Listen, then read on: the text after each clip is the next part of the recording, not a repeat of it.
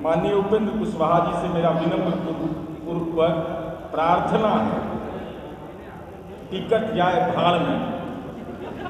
जातिगत जनगणना की आप मांग करते हैं, केंद्र सरकार से जातिगत जनगणना की मांग करिए और आज जरूर इस बात को आप बोलिएगा महामहिम राज्यपाल से कि कितना जुर्म ढाओगे मुझ पर। जो विदेशी मेहमान को खिलाने के लिए सोना चांदी का थाली नरेंद्र मोदी ने व्यवस्था किया था, उसमें प्रतीक चिन्ह रख दिया था। तो क्या केंद्र सरकार हमारे देश के राष्ट्रीय प्रतीक चिन्ह का अपमान करने की मंशा रखती है?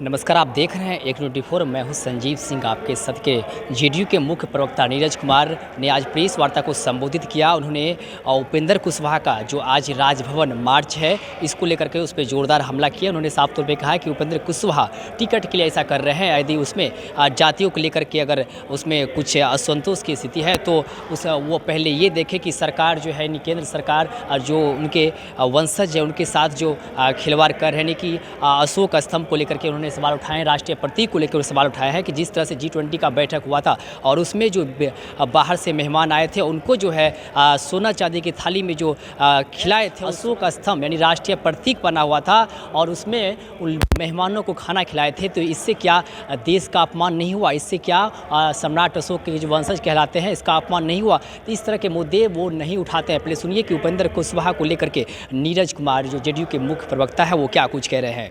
जो लोग जाति सर्वे की रिपोर्ट पर सवाल खड़ा कर रहे हैं, जिनकी आत्मा नरेंद्र मोदी और अमित शाह के राजनीतिक गोद में है, उनको हिम्मत करना चाहिए एक अदद टिकट के लिए, 2-4 राजनीतिक टिकट के लिए अपनी राजनीति में जमीन नहीं बेचना चाहिए।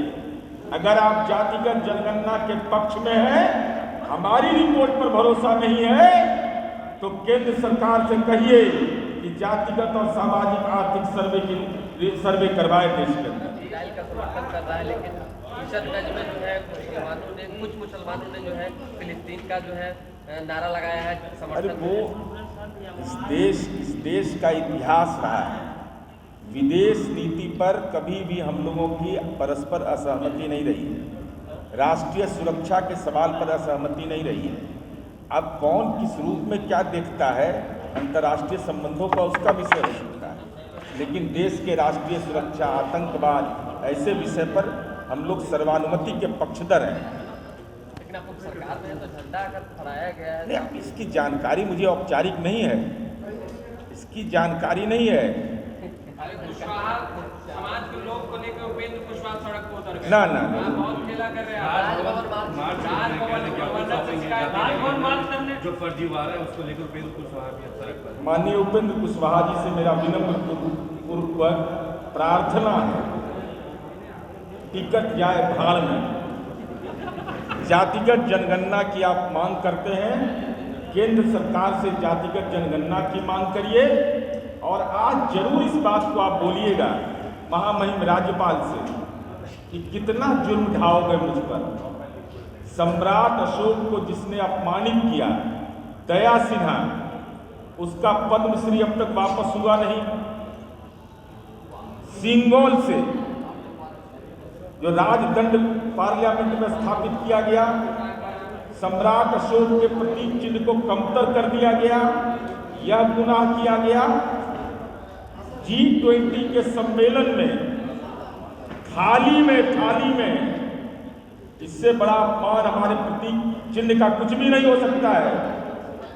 देश का वह राष्ट्रीय प्रतीक चिन्ह है और थाली में जो विदेशी मेहमान को खिलाने के लिए सोना चांदी का थाली नरेंद्र मोदी ने व्यवस्था किया था, उसमें प्रतीक चिन्ह रख दिया था। तो क्या केंद्र सरकार हमारे देश के राष्ट्रीय प्रतीक चिन्ह का अपमान करने की मंशा रखती है?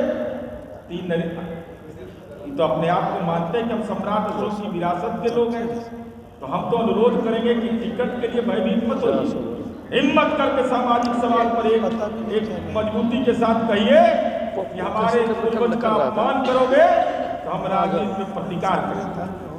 तो आपने सुना कि साफ तौर पे नीरज कुमार आरोप लगा रहे हैं कि उपेंद्र कुशवाहा जो है वो टिकट के लिए ऐसा कुछ कर रहे हैं, यानी जातीय जनगणना को लेकर के जो राजभवन मार्च कर रहे हैं इसको लेकर साफ तौर पे वो उपेंद्र कुशवाहा पे हमलावर है। सहयोगी पिंटू के साथ संजीव सिंह, ICNU 24 पटना।